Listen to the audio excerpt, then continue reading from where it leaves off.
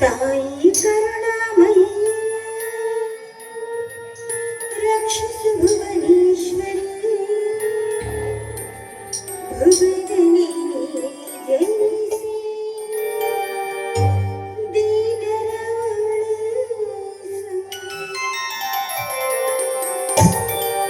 ತಾಯಿ ಕರುಣಾಮಯಿ ರಕ್ಷಿಸು ಭುವನೇಶ್ವರಿ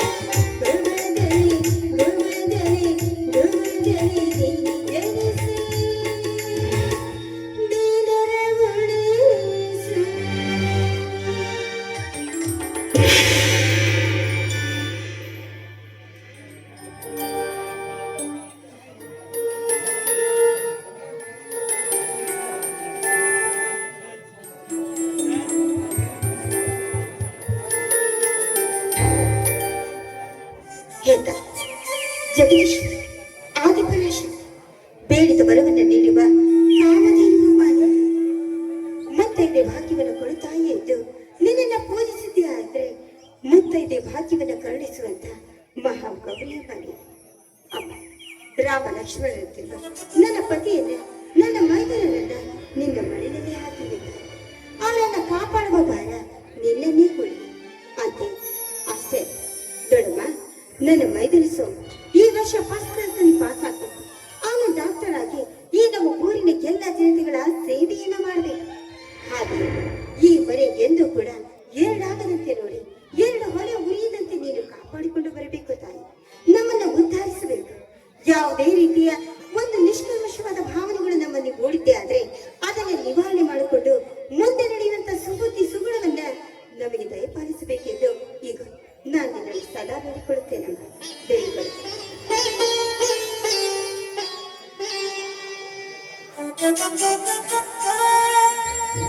ಅತ್ತಿಗೆ ಅತ್ತಿಗೆ ಶ್ರೀ ಚನ್ನಕೇಶವ ಸ್ವಾಮಿಯ ಪೂಜೆ ಆಯ್ತೇನಮ್ಮ?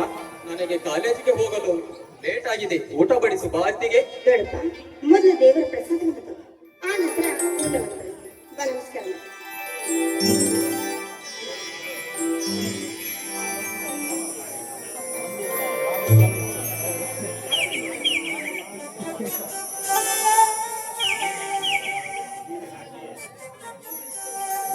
ಈ ನನ್ನ ಅತ್ತಿಗೆ ಸದ್ಗುಣ ಸಂಪನ್ನ ಶ್ರೀರಾಮಚಂದ್ರನಂತ ಅತ್ತಿಗೆ ನನ್ನ ಅದೃಷ್ಟ.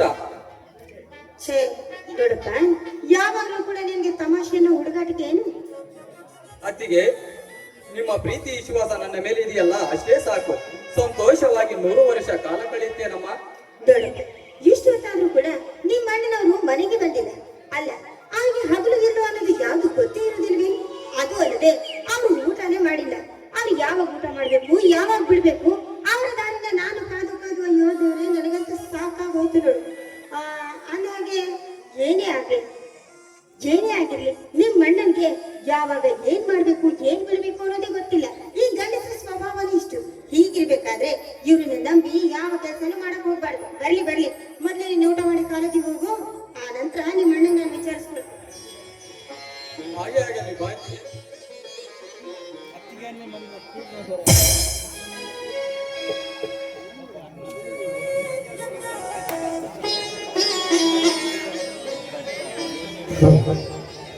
ಅನಸೂಯ, ಅನಸೂಯ, ಎಲ್ಲೋ ಬಾರೆ ಮನೆಗೆ.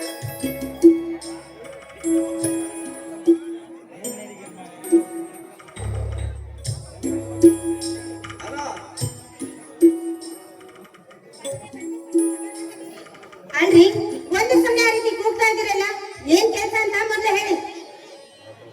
ಮಹಾರಾಣಿಯವರು ಯಾಕೋ ಮುನಿಸಿಕೊಂಡಿರುವಾಗಿದೆ. ಏನಿಲ್ಲ, ಇನ್ನು ಊಟ ಮುಗಿತೋ? ಚಂದ್ರ ಕೂಡ ಊಟ ಮಾಡಿ ಕಾಲೇಜಿಗೆ ಹೋದೇನೆ.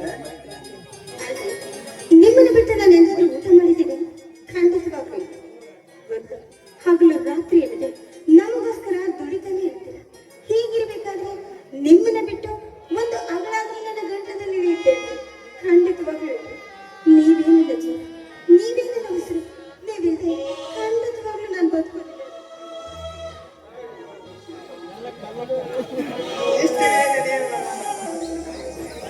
ಮನುಷ್ಯನಾಗಿ ಹುಟ್ಟಿದ ಮೇಲೆ ಕಷ್ಟಪಟ್ಟು ಕೆಲಸ ಮಾಡಿದರೆ ಫಲ ಕೊಡುವನು ಆ ಪರಮಾತ್ಮ.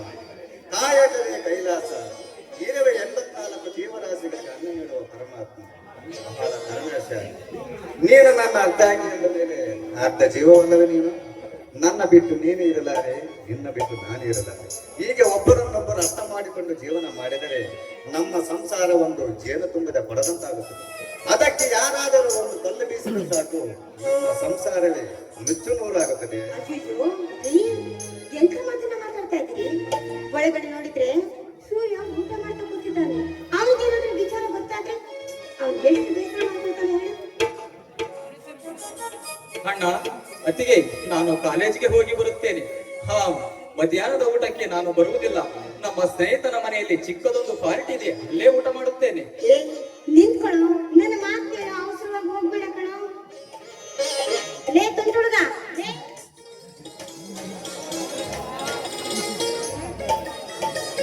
ಅನಸೂಯ, ಯಾವ ಜನ್ಮದ ನನ್ನ ಒಡ ಹುಟ್ಟಿದ ತಮ್ಮನಿಗಿಂತಲೂ ನನ್ನ ನಿನ್ನ ಮೇಲೆ ಪ್ರೀತಿ ಪ್ರೇಮ ಮಾತ್ರ ವಾತ್ಸಲ್ಯ ತೋರುವ ಜೀವನವನ್ನು ಎಷ್ಟು ಬದಲಿದರೂ ಕಡಿಮೆ. ಈ ನನ್ನ ತಮ್ಮ ಸೋಮು ಈ ವರ್ಷ ಡಾಕ್ಟರ್ ಕೋರ್ಸ್ ಮುಗಿಸಿದಂತೆಯೇ ಸರಿ. ಹಾಗೆ ಈ ವರ್ಷ ಒಂದು ಕನ್ಯೆ ನೋಡಿ ಮದುವೆ ಮಾಡಿದರೆ ನನ್ನ ಪಾಲಿನ ಅರ್ಧ ಜವಾಬ್ದಾರಿ ಕಡಿಮೆಯಾದಂತೆ. ಮದುವೆ ಮಾಡಿದ್ರೆ ಅಂತ ಹೇಳ್ತಾ ಇದ್ರಲ್ಲಿ ನೋಡಿ, ಈ ವರ್ಷ ಮದುವೆನ ಮಾಡ್ಲೇಬೇಕು. ಆ ಮದುವೆ ಹೇಗಾಗ್ಬೇಕು ಗೊತ್ತಾ? ತುಂಬಾ ವಿಜೃಂಭಣೆಯಿಂದ ಮಾಡ್ಬೇಕು. ಅದನ್ನ ಬಿಟ್ಟು ಇನ್ನು ಮಾಡ್ಬೇಕು ಅಂತ ಬೇರೆ ರಾಗ ಹೇಳ್ತಾ ಇದ್ದೀರಲ್ಲ. ನೀವು ಸೇರಿ ಅತ್ತೆ ಮಾವನಿಗೆ ಮಾತನ್ನ ಕೊಟ್ಟಿದ್ದೀವಿ. ಆ ಮಾತನ್ನ ಹಿರಿಯರಾದ ನಾವು ನಡೆಸ್ಕೊಡ್ಬೇಕು ತಾನೇ.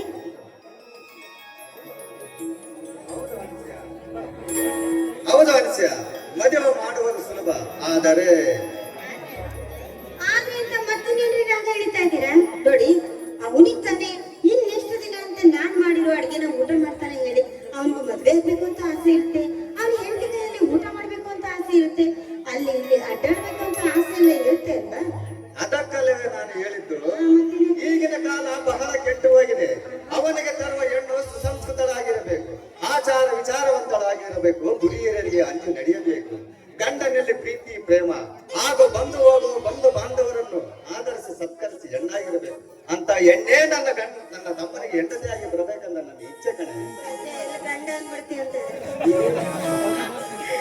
ನಿಜವಾಗ್ಲೂ ಅಂತ ಹುಡುಗಿನ ಈ ಮನೆಗೆ ಸರಿಯಾಗಿ ಬರ್ತಾಳೆ ಅನ್ನೋ ನಂಬಿಕೆ ಖಂಡಿತವಾಗ್ಲೂ ನನಗಿದೆ. ಅದ್ರ ಬಗ್ಗೆ ನೀವೇನೇ ಚಿಂತೆ ಮಾಡೋದಕ್ಕೆ ಕಾಲ ಅನ್ನೋದು ಕೂಡಿ ಬಂದಾಗ, ಕಂಕಣಗಳ ಕೂಡಿ ಬಂದಾಗ ನನ್ನನ್ನು ಕೇಳೋದಿಲ್ಲ, ನಿನ್ನನ್ನು ಕೇಳೋದಿಲ್ಲ. ಮದುವೆ ಅನ್ನೋದು ತನ್ನಷ್ಟಕ್ಕೆ ತಾನಾಗಿ ಹೋಗ್ಬಿಡುತ್ತೆ. ಅಲ್ಲ, ನಡೆದು ಹೋಗುತ್ತದೆ ಅಂತ ಸುಮ್ಮನೆ ಕುಳಿತರಾಗುತ್ತದೆ. ನಮ್ಮ ಕರ್ತವ್ಯ ನಾವು ಮಾಡಲೇಬೇಕಲ್ಲ. ಎಲ್ಲದಕ್ಕೂ ಆ ದೇವರಿದ್ದಾನೆ. ಅನ್ಸ್ಯ, ಮಾತನಾಡುತ್ತಾ ನಿಂತು ಬಿಟ್ಟರೆ ಒಟ್ಟು ಹೋಗುವುದೇ ಗೊತ್ತಾಗುತ್ತದೆ. ಬರೇ ಮಾತಾಯಿತ ವಿನ ಪ್ರತಿ ಆಗಲಿಲ್ಲವಲ್ಲೇ? ಅಂದ್ರೆ ಕೃತಿ ಅಂತ ಹೇಳಿ ಯಾವ ಮಾತಿನ ವಿಚಾರದಲ್ಲಿ ಹೇಳಿದ್ರಿ? ನನಗೆ ಅರ್ಥವಾಗಲಿಲ್ಲ. ಅನಿಸೆಯ, ದಿನನಿತ್ಯ ಹೊಲದಲ್ಲಿ ದುಡಿದು ಸುಸ್ತಾಗಿ ಬಂದ ಈ ನನ್ನ ಪತಿಗೆ ವಿರಹ ವೇದನೆಯನ್ನು ಬಳಸುತ್ತಿರುವ ಈ ನಿನ್ನ ಪ್ರಿಯಕ್ಕೆ ಪ್ರೇಮಾಮೃತವನ್ನು ಬಳಸುವೆ. ನನಗೋಸ್ಕರ ಹಗಲು ರಾತ್ರಿ ಶ್ರಮಿಸ್ತಾ ಇದ್ದೆ.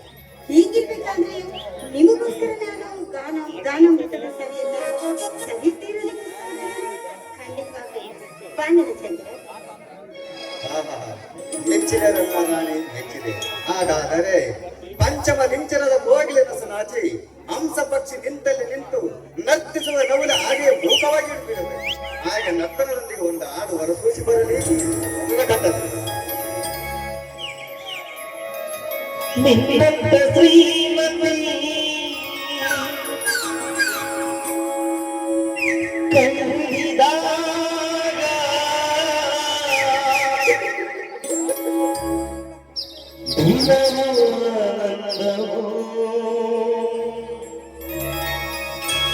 ಎಪ್ಪೋರು ಹೀಗೆ ಸಿರಿ ಮಾಡುವಾಗ ಬದುಕು ಸ್ವರ್ಗವೇ. ಆಹಾ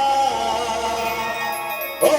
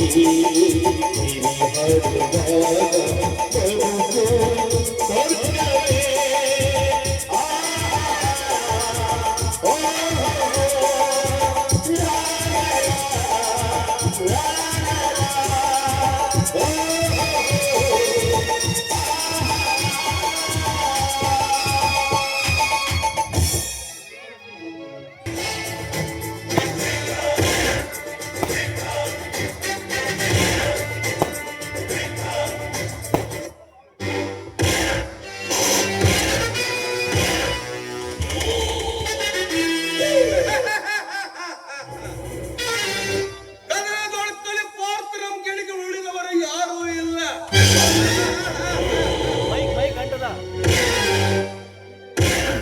ಅಂತೆ ಈ ಕಾಲದಲ್ಲಿ ಕಾಣುತ್ತಿದೆ ನನ್ನ ಮನದಲ್ಲಿ ಮೋಸವೆಂಬ ವಿಷ ಸರ್ಪ.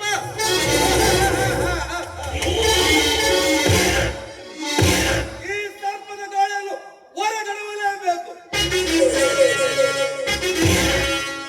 ಅಂದರೆ ನಮ್ಮ ಘನತೆಗೆ ತಕ್ಕ ಅಂತಸ್ತಿಗೆ ತಕ್ಕ ಮರ್ಯಾದೆ.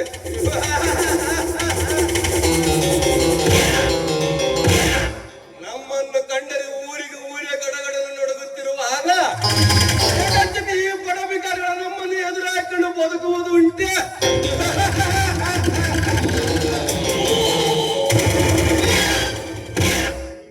ಈ ಊರಲ್ಲಿ ನಮ್ಮನ್ನು ಕಂಡರೆ ಕಾಕಿ ಎದುರುವ, ತಾವಿ ಬೆದರುವ, ಅವನು ದಿಕ್ಕಟ್ಟು ಓಡುವ ನಮ್ಮ ವೈಶಿಷ್ಟ್ಯ. ಮಾಟದ ಆಟಿದ್ದೆ ಗೊಂದಲಾರ ಮಾಟ ಬಯಟಿಗೆ ರಾದು ಲಟ್ಟು ಬಯಟಿಗೆ ವస్తుంది.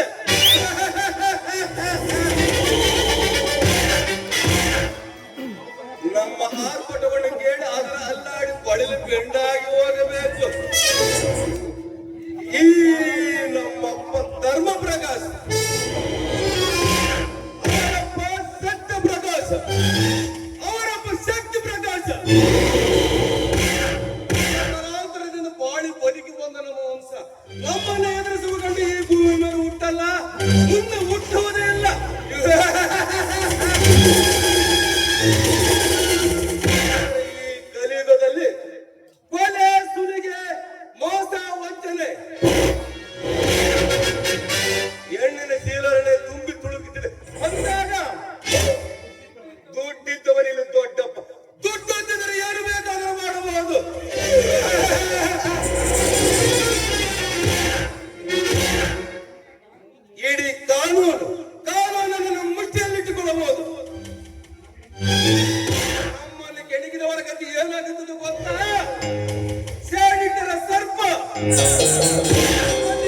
ಎಬ್ಬನೆ.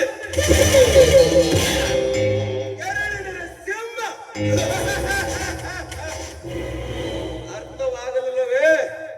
दुनिया में जीवन समाधि है. ಈ ಭೂಮಿಯ ಮೇಲೆ ಜೀವಂತ ಸಮಾಧಿ ಮಾಡಿಬಿಡುತ್ತೇವೆ.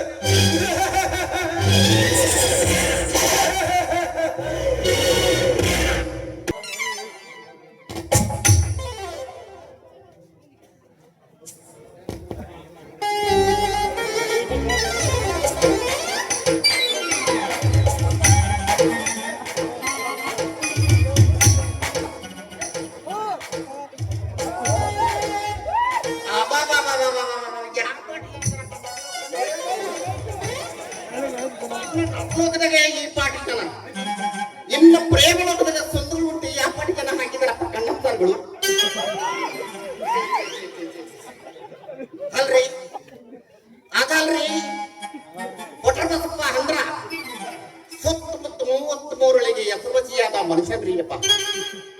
ಆದ್ರೆ ಏನು ಮಾಡುವ ಆಳು ಒಟ್ಟು ಜೀವನ ನಡೆಸಬೇಕಲ್ರಿ. ಹೇಳ್ತಾನೆ ಎಂತ ಮಗಳೈತ್ರಿ ಅದ್ರ ಸಲುವಾಗಿ ಒಂದಿಟ್ಟು ಹಣ ಕುಡಿಗಿಡೋಣ ಅಂತ ನಮ್ಮನ್ನು ಈ ಜನ ನಂಬಲ್ರಿ. ಮಾಡೋ ಕೆಲಸಕ್ಕೂ ಕಲ್ಲು ಹಾಕ್ತಾರ್ರಿ ಅವನವನ. ಏನ್ ಮಾಡ್ಲಿ ಈ ಕಲಿಗಾಲದ ಮೈಂದಿನಿ. ನಾನು ಕರೆ ಹೇಳ್ತೀನಿ ನೋಡ್ರಿ, ಸತ್ಯವಾಗಲು ಏನಪ್ಪಾ ಅಂದ್ರ ಒಂದು ಜೋಡಿ ಗಂಡು ಹೆಣ್ಣು ಹುಟ್ಟಿಸ್ಬೇಕು ಅಂದ್ರ ಹೆಣ್ಣಿನಿಂದ 50,000, ಗಂಡಿನಿಂದ 35,000 ಕಮಿಷನ್ ಸಿಕ್ಕರೆ ಸಾಕು. ಮುಗುದೇ ಹೋಯ್ತು ಅವನು ಮದುವಂತ ತಿಳ್ಕೊಳ್ರಿ. ಏನು ಮಾಡ್ಲಿ ನಾನು ಈ ಊರಿನಾಗ ಬಹಳ ಮದುವೆ ಮಾಡ್ತೀನಿ ನೋಡ್ರಿ ಅಪ್ಪ. ಹಾ ನಾನು ಮರ್ತೇ ಬಿಟ್ಟಿದ್ದೆ. ಇಲ್ಲಿ ನೋಡ್ರಿ ವಧುವರರು ಬೇಕಾದ್ರೆ ನಾನು ಹೊರಗಳು ಫೋಟೋ ತಂದೀನಿ. ಇದು ಗಿಟ್ಟೆಟಿಗೆಟಿ ಬೋರೆ ಸಜ್ಜಿನಳ್ಳಿ ಬೋರ ಮುಂದು ಇದು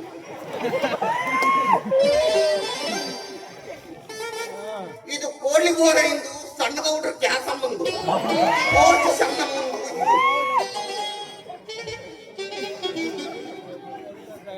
ಇದು ರಸಿಕರ ರಾಣಿಯವರ ಮನ್ಮಥ ಅಂಗಡಿ ತಿಪ್ಪ ಎಂದು